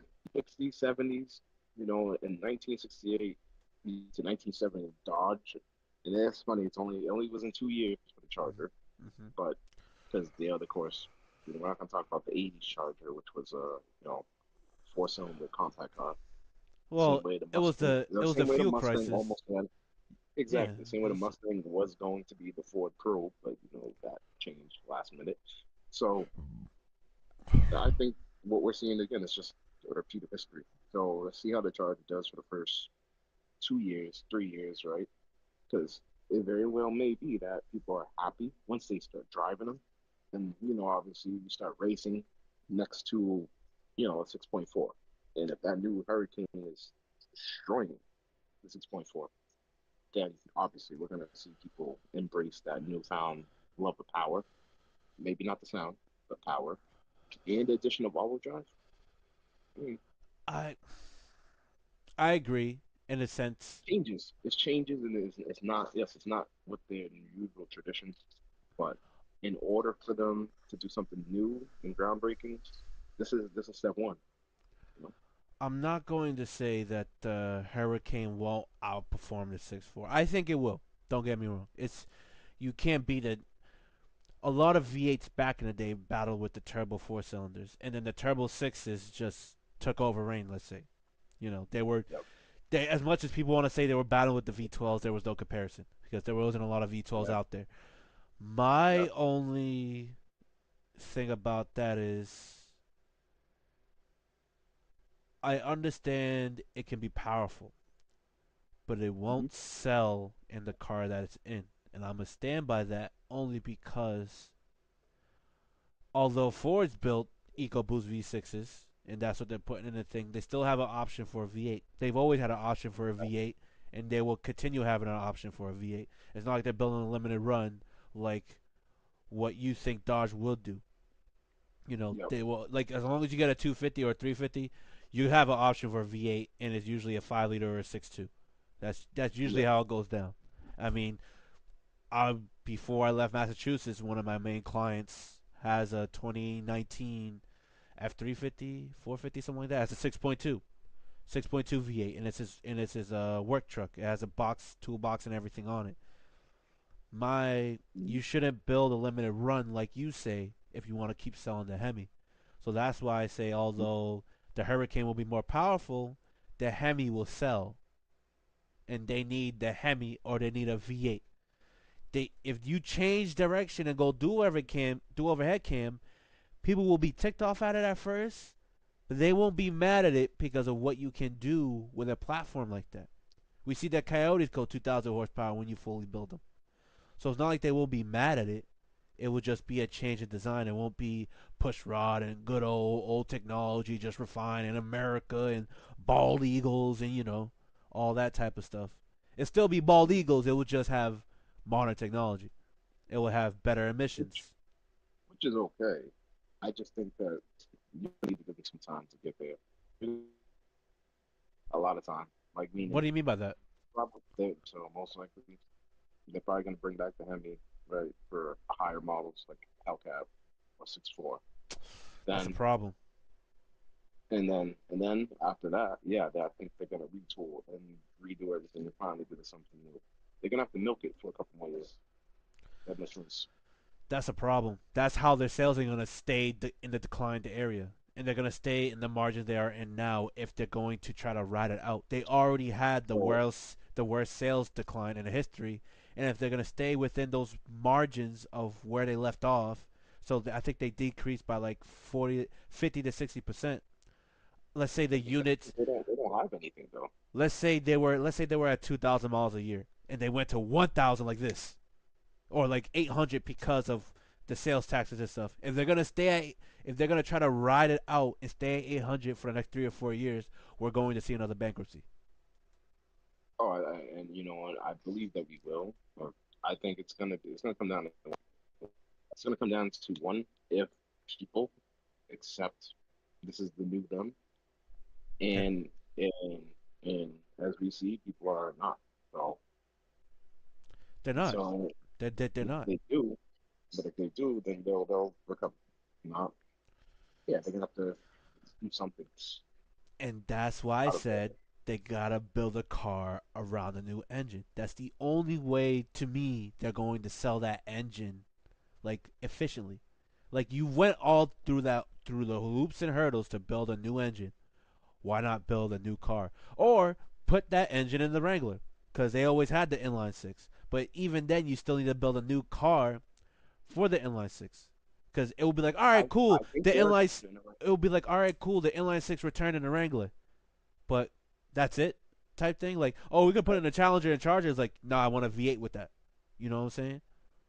yep, yep. You can't keep it bespoke and be like, oh, we're gonna build a limited run of V8 Durangos and V8 Chargers and V8. That's not gonna sell. I mean, those cars are gonna sell, but if they hike up the prices, they'd rather just go with a Mustang.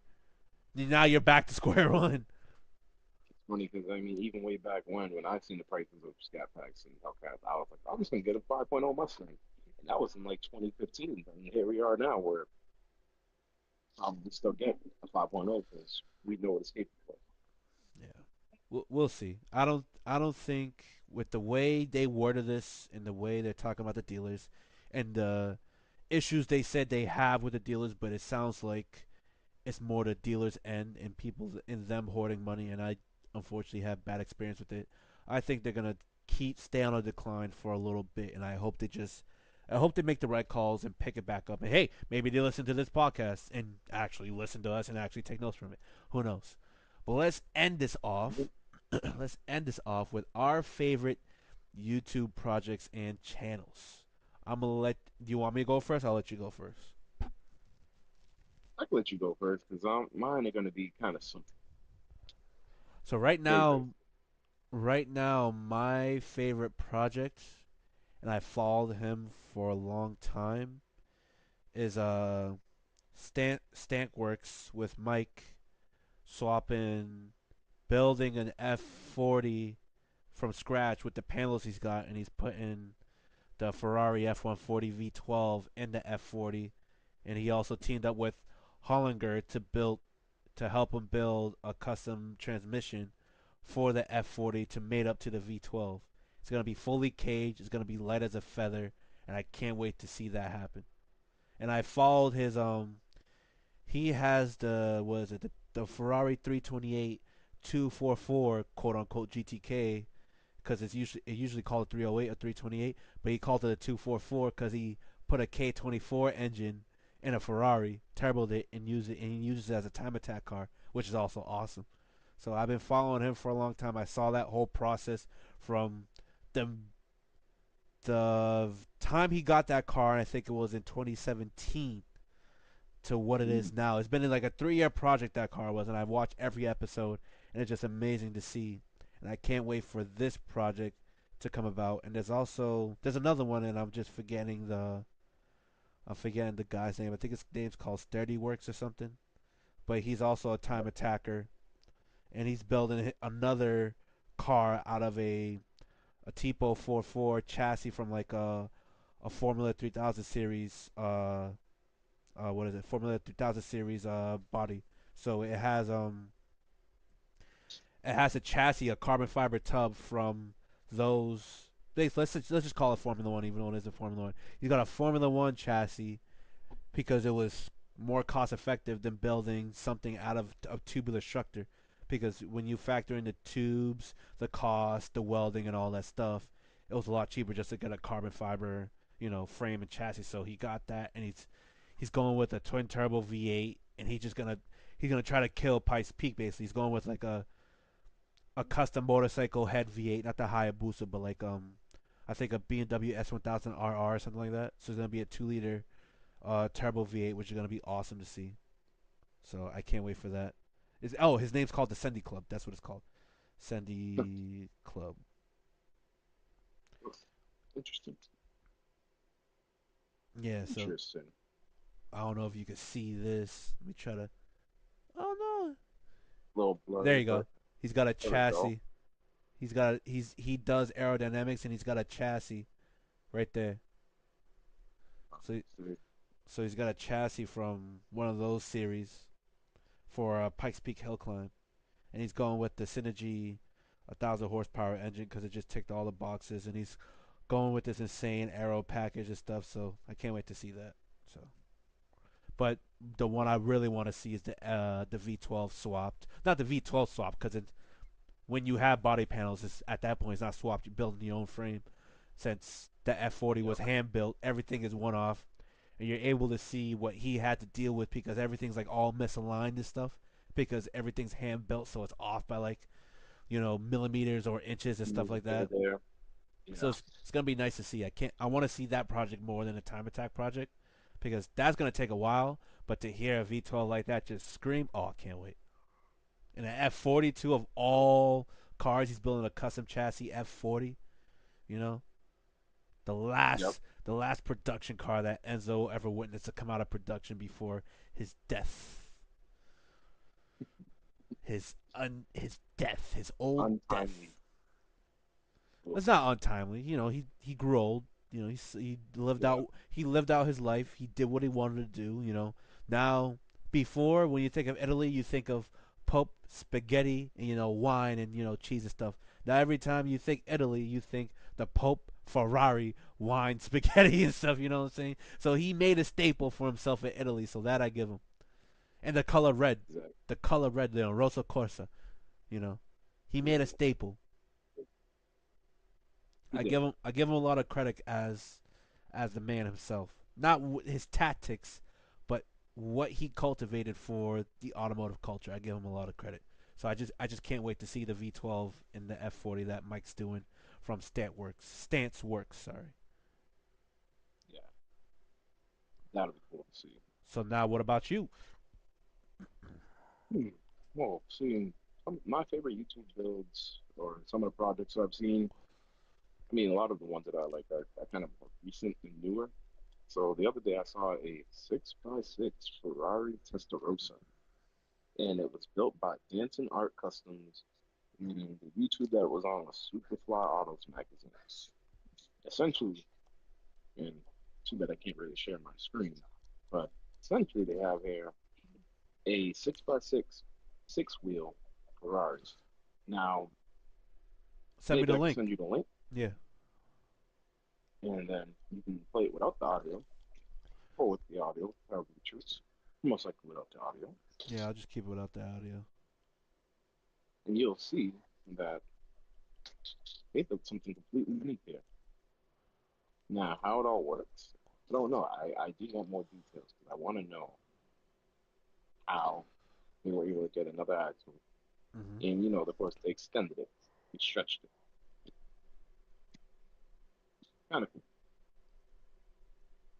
Some of my other favorite builds that I've come across are generally body swaps. And what I mean by body swaps is well exactly what it is. I mean, you're taking the car, you maybe cut it up, and then you put the body of another car onto that shelf or that platform, and then the old yeah. Is this an actual And Testarossa? Or did he just grab all the body parts? that is a great question because I know they put an LT4 into it. So whatever He put a LT, whatever Chevy. Chevy, He put a Chevy. All right, I'm disinterested. I like the body, but I'm disinterested now. yeah, It's he took nice. everything else It's good nice, but like, until until Chevy. yeah, because like, bro, I get it. like, I get it. I'm not mad because it is so cheap and you can literally throw it in everything and it's so compact. I'm not mad at the architecture of an LS, but come on, like, Exactly. Always, always, always. let me at least see Ella. a coyote, like at least something, like something a little different. Exactly. Something new.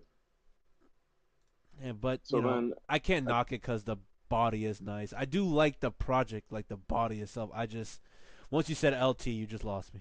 That's all. I get it. Rightfully so. Rightfully so. So, I also like here. I have another guy that I follow his build, and his name is Bold Vision, and it's actually a unorthodox swap. It is a El Camino body onto a Honda CRV. And I've Oh, always I liked was watching cars that this. are. I was watching this. I've always liked cars that are unique like that. I mean, why? That's that's unique. I mean, come on. You just brought life back to a El Camino that probably was rotted out, frame was on the way out, and now you're driving something cool with Honda reliability. I mean, yeah, it may not be able to do as much truck stuff. I mean, CRVs are capable. Bro, look at that It chassis. plays out. Look at that chassis design though on that Testarossa you sent me. That's crazy. Yeah, yeah. But that right there. They're onto something with that. That chassis design's wild. I ain't even gonna front. You do all. That's what I'm saying. You do all that work. Like that's neat. Like all this body work, this venting, the fenders, all this stuff. You're doing all the amount of work. Look at that. That is most likely custom arms. Yep. You're doing a push rod style suspension. You're doing all that work just to put a Chevy motor in it. Like that gets me so mad, yo. Like come on. But it's Chevy. I That's what I'm saying. I ain't mad at it. Don't get me wrong. Like I'm mad, but I'm Listen, not. I I respect get it. I It's respect boring. how far the LS has gone and the LT. Like they're compact, they're light to an extent. You get so much displacement out of it.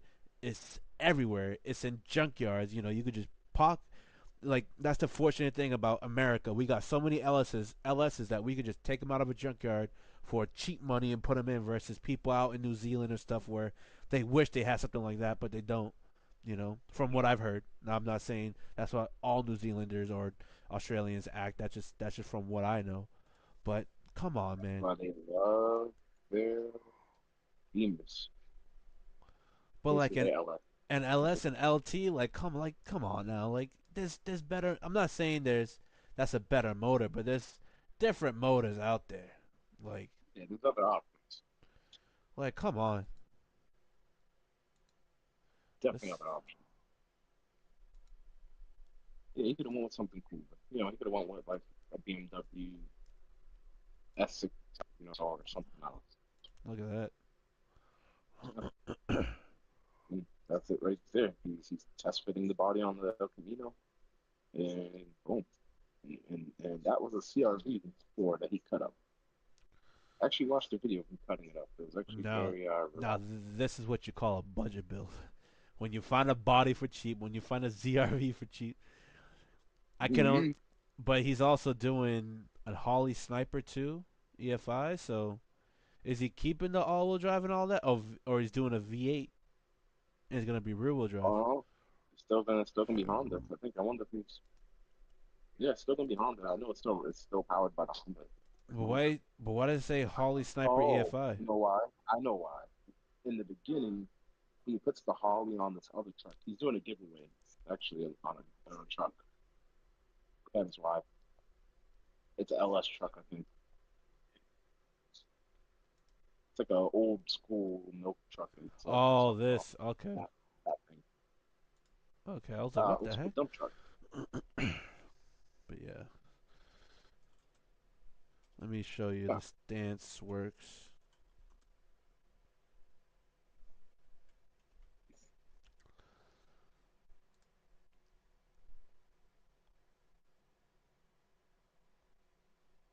Oh, this one didn't update their post. Yeah, that was from way back. Let's see.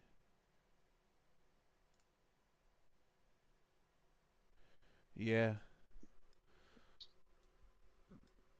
the same V12 head that I have. He's putting Uh, this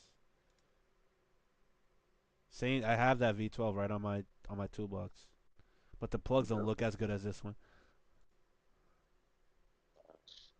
From a 812 Superfast, and he's putting it right here in his Project F40 right here. oh, man. Yeah, he's not. He's not playing.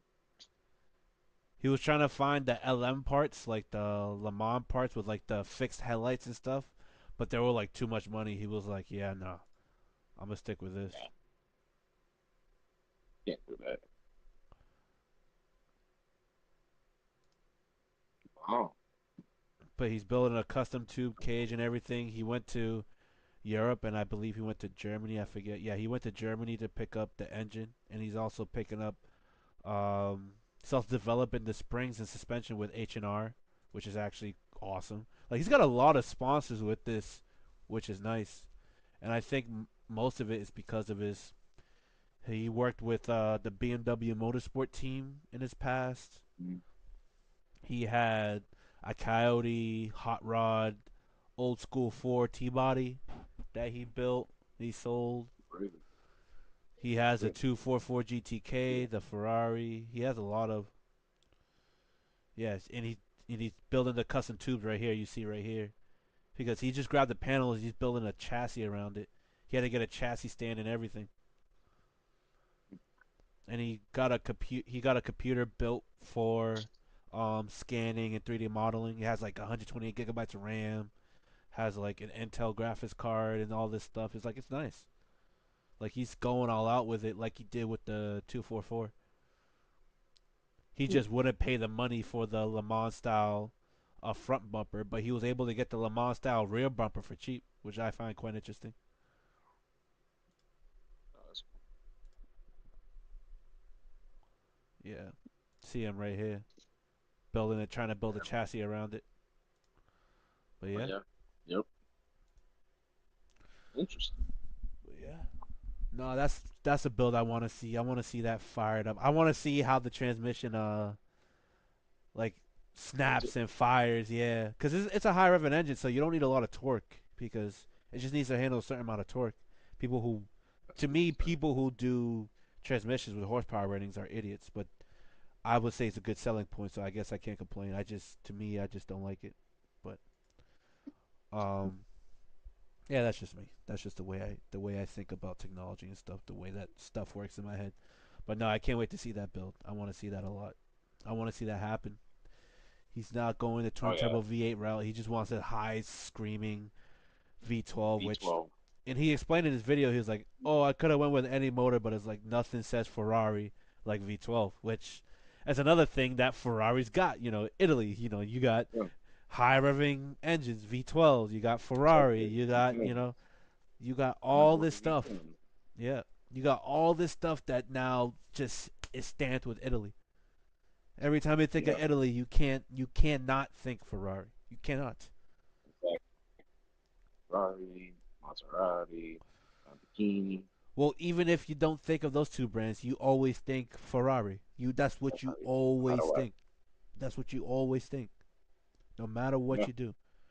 You think of spaghetti, wine, fucking. You think of No, Rome. you got a point. You think of the Colosseum. But when it You got comes a to point though. anything as far Car. as a status up with the Pope, Ferrari's right under it. And for Yeah. car heads, they think of Ferrari before the Pope. But for people who are not car heads, when they think of Italy, they think of the Pope and then Ferrari. So he's like right there with what Italy stands for. Exactly. So just crazy. All right. But yeah, Oh, you drive right. I wouldn't mind going there. Yeah. That's probably the last place I wanna, besides Barcelona, to go to the racetrack. I want to go. I would want to go to Italy and go to Modena and go to their Ferrari factory and see that. I would definitely want to go there. But Absolutely. that'll be the last place I go because I went everywhere besides Stuttgart, Germany. I've been everywhere I want to go as far as car related. Besides Stuttgart, Ingolstadt, and the Modena, I want to see Ferrari, and that's it. Because I've seen all the stuff when I was in Japan. I've seen BMW when I was Mini and Bentley when I was in Germany. I've I've Yeah. I don't think I've been to Detroit, but I don't care because they're to me as much as America innovates. The only time they innovate to me is the Ford GT and the Viper. But other than that, Viper's gone, GT's gone. I don't care. But yeah, I mean think about it. Like what like besides the Corvette, which is saving America as an icon type thing, what else do you got? Mustang GTD. That's you know Nah, I'm what just kidding. you know what's funny. Now that you say that, if the Corvette does a 645 or lower in the Nurburgring, I'm gonna be like, haha, Ford, because you're charging double the money of what the ZR1 is, and you're not Yeah, getting a faster product. That's wild exactly. to me. That's wild to me. And they killed it in the 24 hours Daytona that just happened. You know what? You know what?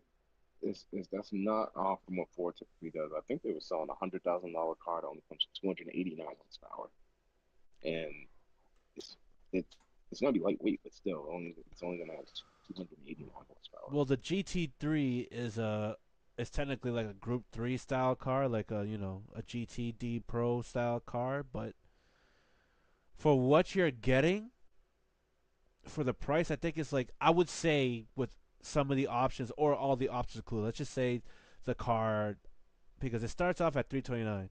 So I can only imagine with all the other options, it's probably gonna go up to 370. So let's say that car is 370. With some of the options included with the ZR1, you're gonna be looking at 210, $160,000 less, and it's faster, Yep. possibly lighter if not the same weight, or it could be slightly heavier. It's a mid-engine car, twin turbo, and I guarantee you that thing's gonna do at least a 645. If it does, the GTD did a 657, and supposedly it had more in the tank to go less. I can only imagine what the Corvette will do with this platform. With 1,060 horsepower, twin turbo 5.5 liter V8, with 8 Yeah. speeds, with a crazy aero package that it's coming out with. The Ford Mustangs, I would say, is more aerodynamic as far as the coefficient of drag, the amount of downforce it can make, the amount of reduction it can uh, cut through the air with. But even if so, it's got 400 horsepower over the Mustang. So that's gonna Right. be interesting. Got a point. And it's Gotta see still you duke it and out. it can still produce a good amount of downforce with the ZTK package. It's not like it. I'm not saying it. If it performs the same amount of downforce as the Mustang with the same amount of coefficient of drag, they charge way too much for that GTD. They gotta bring that price down. I'm sorry, Yeah. but people already pre-ordered. They already spent their money, so it is what it is. Yep. Oh man, They'll be happy. Ford engineers when they saw that CR1, I bet you they're punching the air right now. Oh man, Oh yeah, you know they are, but I they're gonna mean hope that they their got name and their the brand sells people to out. buy it with the allocations, but still like the fact that the Chevy's cheaper and they're getting more with it just tells me enough. It just tells me That's enough. kind of how it's always been like that. Modding a 4.6 or mod motor or Coyote way more than a LS or LT platform, and then Hemis are expensive too. But The LT6 dual yeah, overhead cam is a 5.5. They upped the displacement. And mhm, it's a flat plane crank. yeah, Now it's got twin turbos. Like I know. like Ford, Ford, Ford thought they were cool. Ford, They you thought they were cool. They had a 5.2. Now look at the Chevy. Chevy Ford said, "Yeah, watch this." Ford engineers were killing it. What happened? What happened? Chevy was like, nah, I've been waiting for this day. Hold my beer. Literally, they just did it, and they just said, "Yeah, we're gonna release something. You guys are not gonna believe it." And nobody did. Nobody did. This is what I'm saying to Chevy. Mm-hmm. This is what I'm saying to Chevy. That's what you saying to Chevy. That's what I'm saying to That's Chevy. it. Good job. I like that. They copied Yeah, someone finally else's some homework. innovation. They copied someone else's homework, but it worked. It worked out really well. It's always gonna work out. It's always No, gonna work out. I to be honest, Blake, I did not expect that from Chevy. Twin turbo 5.5 liter V8. Did you really expect that? No, no. That's wild. Oh well, I didn't expect that. I mean, I did expect twin turbo, but I didn't expect flat plane, all that. Like I know I wanted to see that Cadillac motor do something, if this is a heavily reworked variant of it, or if they just say, hey, well, we'll dissect that, fix and improve everything, then I'm here for it because Dude, this that's is this is innovation, this is new, it's all in, so it's not like it's something that's recycled. You've seen it before. bro, you know what's funny? And the head engineer of the Corvette project showed this. The way they designed the block was to fit the way you see it. There's like a little hump on each side of the block, and it was to fit turbos. And I look at it, I was like Mhm. this. I was like looking. I was like, you sly mother. Wow. I was wondering because I remember looking at it. I was like, why does it have these weird angles for a flat? I'm thinking it's like just a simplistic, Yep. straight cut design. But then they have some divots in these areas. I'm like, what are you like? Why is this here? And then I'm looking at it, it's like, Yeah. oh, this is where we put in the turbos. I was like, oh, you sly mofos. Hmm. And then once they released the power numbers, Like, oh, I see what you guys got going on here. I was expecting like 800 to rival like the Hellcat number and stuff. Y'all was like, nah, we doing 1,063. Exactly. I was Yeah. like, When I this. saw 1,000, I'm like, I'm like, who yo, needs that? I'm like, Chevy, what are you on, B, yo? What are you on? They were But like, you know nah. what I want. They were like, You know what I nah. want now. We the new kings now. Hmm. And it's funny that that's why I feel like they let Dodge have their fun. It's just a couple years, and they were like, all right, we're tired of this. Oh, you guys are down bad right now. Watch this. Oh, Ford? Yeah. You know what's funny that you say that.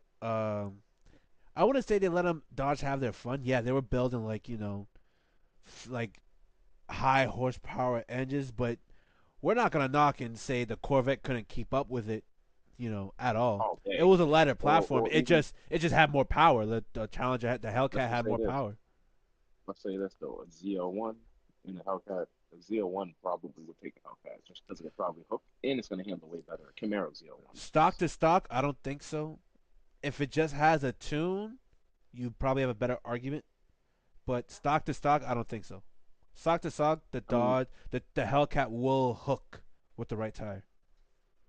I'm But going to say with the right tire on but the if you have street, a stock tire, that might be a different story. But they build that car for not only straight lines but burnouts. So it yeah. depends on the previous person if they started doing burnouts and they were like, all right, let's do a hook launch. But no, Hmm. that's crazy. That's wild. Let's see. But all See, the right, Z01 is technically a little faster because of the weight, but the that's what I'm Hellcat is saying. a better car. It's lighter, but it's like if you look at the Hellcat, it's just like it's made for a straight line. It's funny. Neither car will hook on regular asphalt because they make too much power. But yeah, Hmm. no, it'll be interesting. It'll be interesting to see.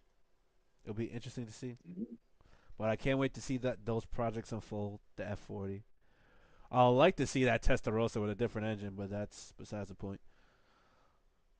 Yep. Um, yeah, that's it, guys. Thank y'all for tuning in. It was a little longer than what it should, but we covered the topics pretty well, I think. So just to Hmm. recap, Honda CEO Jean Leclerc is retiring.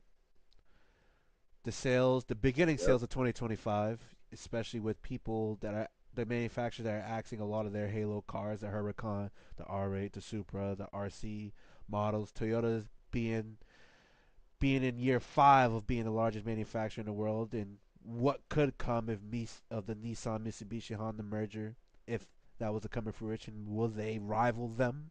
We'll see. Yep. Um, company execs. So we got a little political with that, which Yep. it was bound to happen when execs are involved with disillusioned Chrysler Jeep Dodge Ram dealers. But to end it all off, our favorite Hmm. projects and channels that are going on, which I've already stated two of them. One of them is going to be the long term. One of them is going to be short term because Pikes Peak is going to happen within not the it's within the coming months, but not soon. Yep. So can't wait to see that. Can't wait for that to come into fruition. Hmm. Your 6x6 Ferrari is actually quite interesting, but the fact that it has an LT4 engine in it kind of kills it.